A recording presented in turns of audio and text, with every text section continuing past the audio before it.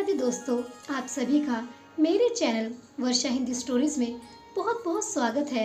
आज मैं आपको राधा अष्टमी व्रत की कहानी सुनाऊंगी। तो चलिए प्रारंभ करते हैं। राधा माता गोलोक में श्री कृष्ण जी के साथ रहती थी।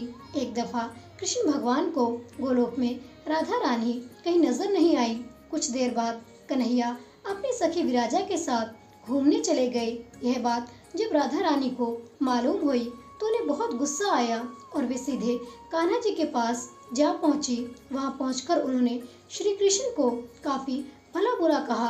राधा रानी का यह रवैया भगवान श्री कृष्ण के प्यारे मित्र श्री दामा को बिल्कुल भी अच्छा नहीं लगा। श्री दामा ने उसी वक्त बिना कुछ सोचे समझे राधा रानी जी को पृथ्वी पर जन्म लेने का श्राप दे दिया। राधा जी को इतने गुस्से में देखकर कृष्ण भगवान की सखी विराजा भी नदी के रूप में वहां से चली गई। राधा जी ने श्री दामा से श्राप पाने के बाद उन्हें राक्षस कुल में पैदा होने का श्राप दिया। राधा जी द्वारा दिए गए श्राप की वजह से ही श्री दामा का जन्म शंखचूड़ दानव के रूप में हुआ। आगे चलकर वही दानव भगवान विष्णु का परम भक्त बना। दूसरी तरफ राधा रानी ने पृथ्वी पर वृषभानु के घर पुत्री के रूप में जन्म लिया। राधा रानी का जन्म वृषभानु जी के घर तो हुआ, लेकिन उनकी पत्नी देवी कीर्ति के गर्भ से नहीं।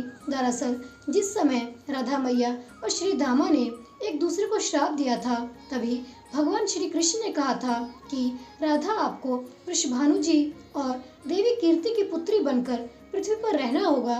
मनुष्य के अवतार में आपका एक वैश्य से विवाह होगा, वो मेरे अंश अवतारों में से ही एक होगा। इस तरह आप पृथ्वी पर भी मेरी ही बनकर रहेंगी, परंतु हम दोनों को बिछड़ने का दुख सहना होगा। इसके बाद कृष्ण भगवान ने राधा जी को मनुष्य योनि के रूप में जन्म लेने की तैयारी करने के लिए कहा। संसार के सामने वृषभानु जी की पत्नी गर्भवती हुई। जिस तरह एक बच्चा दुनिया में आता है, ठीक वैसे ही देवी कीर्ति का भी प्रसव हुआ, लेकिन असल में राधा माता का जन्म देवी कीर्ति के गर्भ से नहीं हुआ था। भगवान की माया से उनके गर्भ में वायु भर गई थी।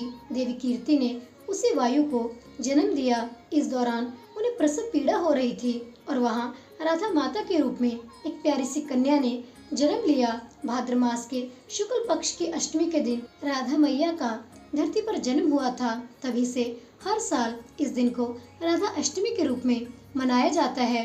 इस व्रत को करने से श्री कृष्ण भगवान बहुत प्रसन्न होते हैं और मनवांछित फल की प्राप्ति होती है। तो दोस्तों, इस प्रकार राधा अष्टमी की व्रत कथा यहीं पर समाप्त होती है। प्रेम से बोलिए राधा रानी जी की जय, कृष्ण भगवान की जय, राधे राधे। दोस्तों, अगर आपको राधा अष्टमी की व्रत कथा अच्छी लगी है तो कृपया जाने से पहले कथा को लाइक करना, चैनल को सब्सक्राइब करना और शेयर करना मत भूलिएगा। आपका बहुत धन्यवाद होगा। मिलते हैं अगली कथा के साथ। तब तक के लिए आप सभी को मेरी तरफ से राधे राधे।